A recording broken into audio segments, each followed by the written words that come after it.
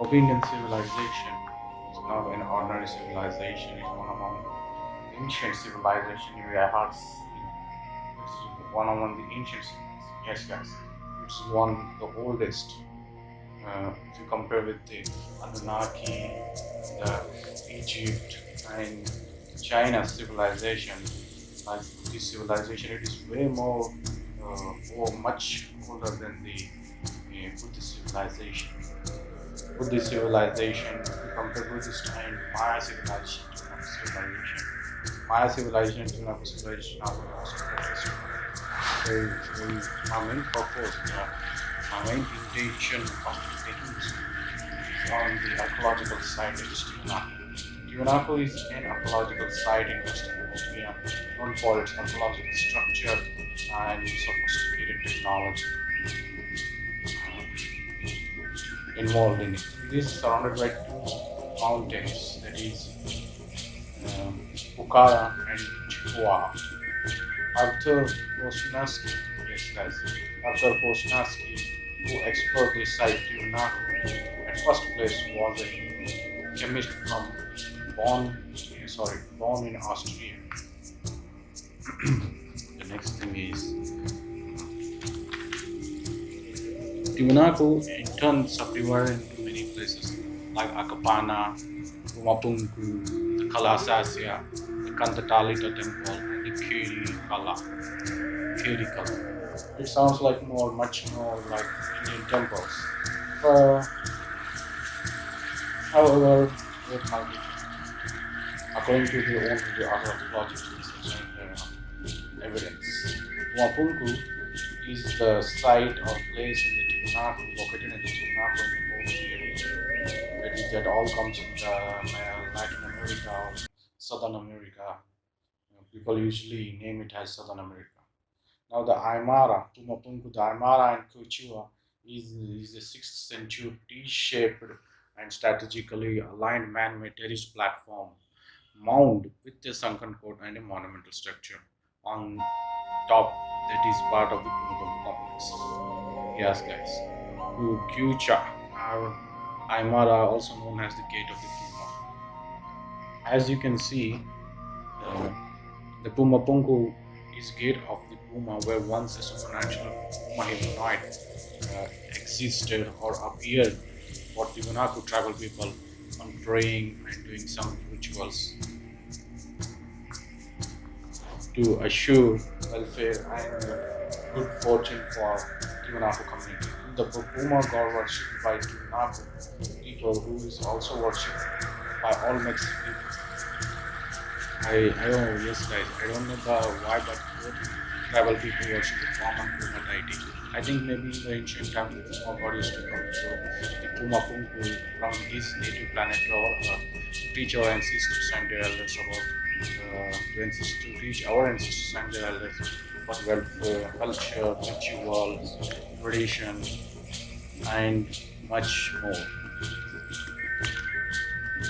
So this is unclear that they.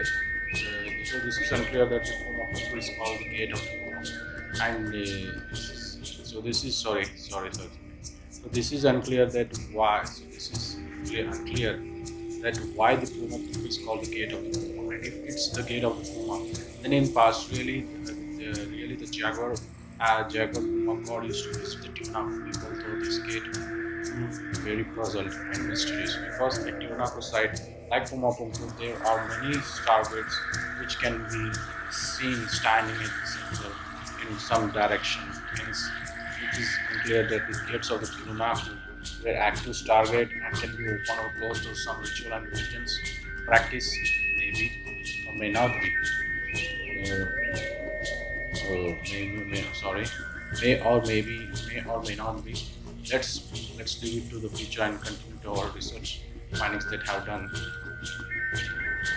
According to my research and prediction on the Tiwanaku site, the Pumapunku name comes from on Tiwanaku site. The Pumapunku names come from the Chacha Puma. Yes, guys.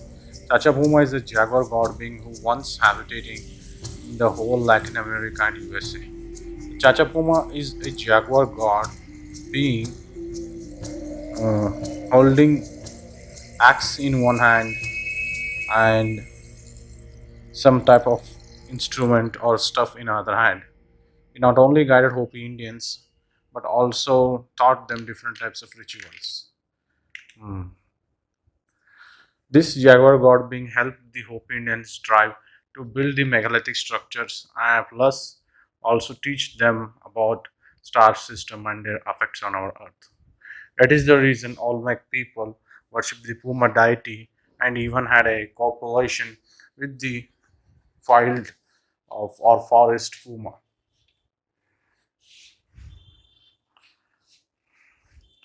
in wild or forest Puma, and he even had a cooperation with yes guys with the Puma to create the lineage of the Puma god. Unfortunately, that didn't work and ended up in a simple genetic mutation.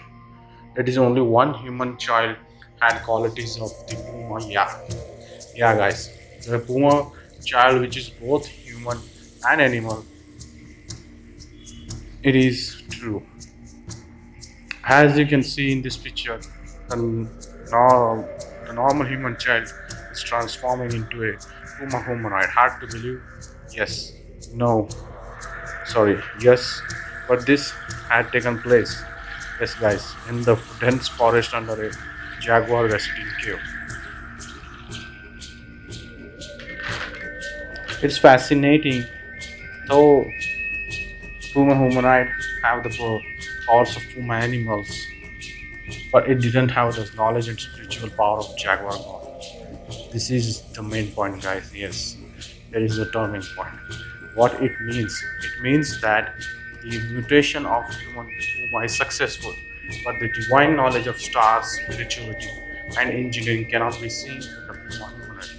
Yes, guys, the Puma humanoid is just an extraordinary human with some animal powers, regardless of the godly knowledge and Jaguar God quality, hence resulting into fall of the kingdom of legendary Puma God and its lineage. Now it's clear that our ancestors people had a spiritual and extraterrestrial contact who helped which helped our ancestors to develop, get civilized and build advanced infrastructure. Now we're gonna come back to the Tiwanaku site, where different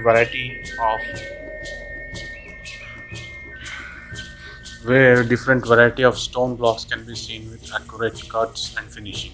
What are these blocks? Why are these blocks hard to break and rebuild it? Because guys, if you look around these places, the whole site is messed up and nothing is in its original form, which concludes that something had taken place or this place had went through some type of hazard or disaster or war. Suspicious. And if we observe the place very carefully, we're gonna see a statue of a man or a priest holding some stuff or a lamp and different shape sized material or like substances in his hand and looking with a no emotion face in some direction. What it seems to be, what our ancestors want to convey to us. Really hard to crack it down. And these types of statues you can be seen all over Tiwanaku region with slight different structures or with slight different changes in the whole body structure, leaving that everything is in same. Sorry, it is leaving everything is same among all the statues. Another thing is that these statues, according to historians, have different names and representatives in Tiwanaku culture, society, and people. Historians also agree this. They also agree that this site is 1500 BC old, which indicates that the construction and architectural monuments built by not our ancestors but their ancestors. What? Excuse me. Really? Yes. What are you saying? You must be thinking like this guys. But it is true guys. Our ancestors, elders who were highly knowledgeable, skilled and peaceful beings once existed on our earth came from different planets to help our human society to civilize and develop. And they also created some humans for labor and even modified some race or revolutionized some apes into humans. Spiritual powers, through spiritual powers, or they used some other technology which is not yet confirmed. Maybe in future we're gonna know about it. As you can, sorry,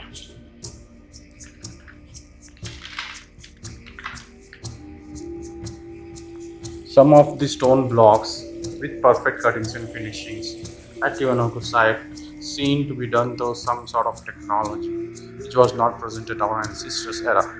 Then how did the Tiwanaku construction took place? Who is responsible and when did this happen? Really hard to find out. But some historians argue about the technology used for the control construction of Tiwanaku and challenge the theory of pseudo-archaeologists. That is, the Tiwanaku site is not built by the extraterrestrials, but rather it is built by our ancestors with smart planning and sophisticated tools,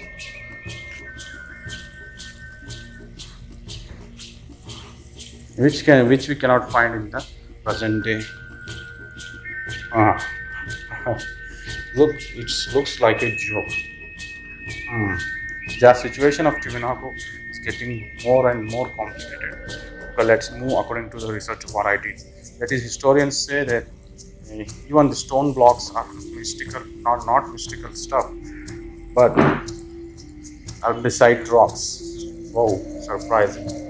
That's a true fact, guys.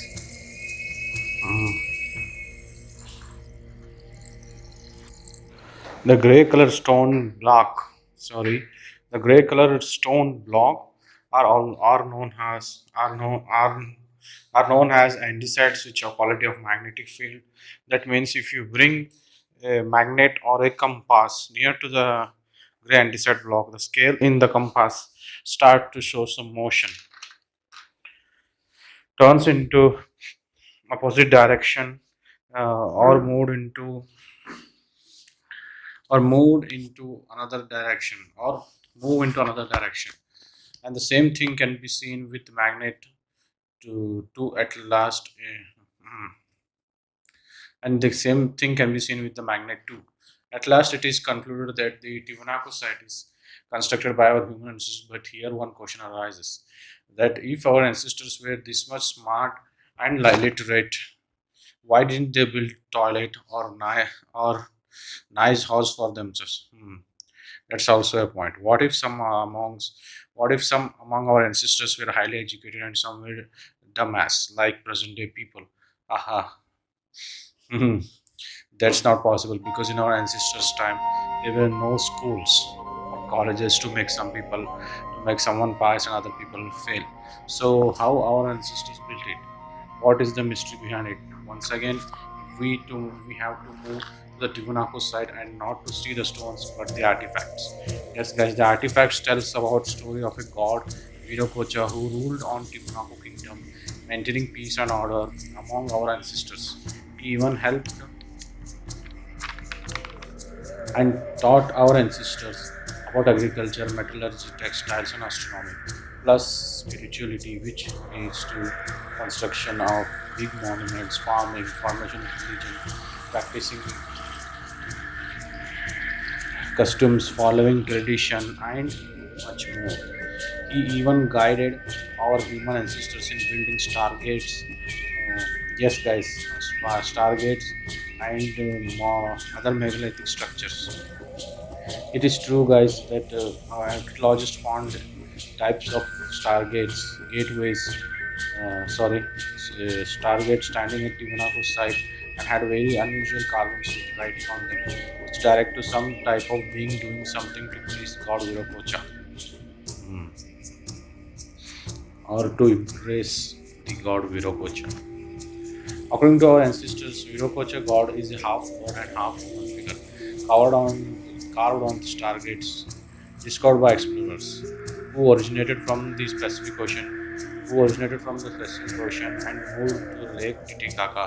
From there, the god Virokocha came to the land and had contact with our ancestors for different works and knowledge. Now, here one point is not clear that Virokocha god is an extraterrestrial or a deity who is living inside the ocean. For what reason we don't know, and he's still there even to this date. If you believe in this sound suspicious. If you believe in the story of Viracocha God, it is easily acceptable that our ancestors had contact with some supernatural being. But Viracocha God is not the only God.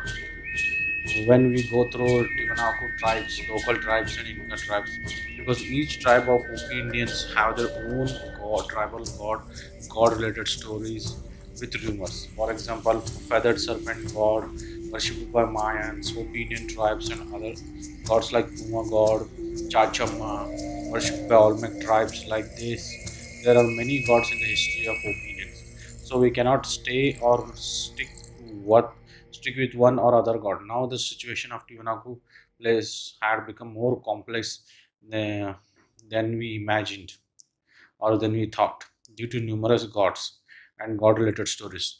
That's why still it is not clear about the construction of Tiwanaku site and Tiwanaku tribal people who existed once at Tiwanaku place. Though historians have dated Tiwanaku place not much older than 1000 BC on the basis of carbon dating and scientific research, resulting into the end of excavation of Tiwanaku site and research. Overall, the question still arises, still exists about the marvelous architecture of Tiwanaku. But in my opinion, the answer for this Tiwanaku architectural question is the theory Virokocha God and Puma God. Followers were highly intellectual followers. Sorry for the inconvenience. The followers of Puma God and Virupacha God, who were highly intellectual, sophisticated, and peaceful people, uh, who, who sophisticated and peaceful people, also known to be as triploid people or long-haired human beings. Yes, guys, they long-haired human beings constructed Tiwanaku and formed Tiwanaku culture too. It is also mentioned in the story of Virupacha God that at the beginning of the Tiwanaku civilization, Virupacha God created long-haired giants for construction of Tiwanaku site, who after some time turned into arrogant and violent beings, not listening to God, which made Virupacha angry, and he turned these giants into stones, which after some period acted as guardians of the Tiwanaku. These giants, human beings, when active, created not only Tiwanaku but also constructed other sites like Piru's temple, Akapana pyramids, and Mayan temples, plus many other places which are at present time are the center of archaeological study and research. These beings also had knowledge about space, astronomy, astrophysics, metallurgy, chemical substances, and plus spirituality.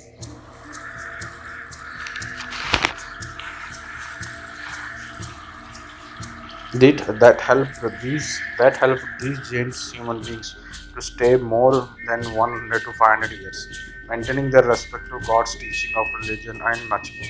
The giant human beings also knew about the space traveling and mechanism of spacecraft, through which they used to move from our planet to their following God's planet. And some even stayed with their God while some other beings came back to our earth for maintaining and working of tribal society and kingdom. So at this point, it confirms that our ancestors, elders who were giant beings, created Tiwanaku and Mayan site for our ancestors' generation welfare and development. Now, what about our ancestors? Did they maintain the same thing as like their elder generation? Did they convey this message to us like their elders conveyed preachings of their gods to them? I think I think not much.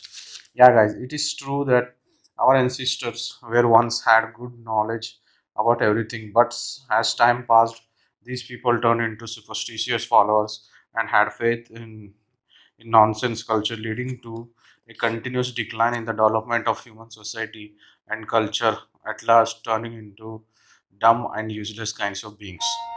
Oh, come similar to the present day tribal societies, which you can easily see in the we can easily go through the present day tribal society of Mexico, Bolivia, mm, Okay, then everybody got the point that our ancestors, elder, were highly intellectual beings who guided and nourished our ancestors, who guided, who guided and nourished our ancestors for development and communication, which keep on spreading to other regions through trade, artifacts, and much more.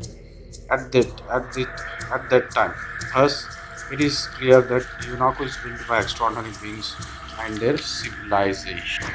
Now the answer for the question to architectural side is concluded in the form of my opinion. And my opinion is also based on facts and the research.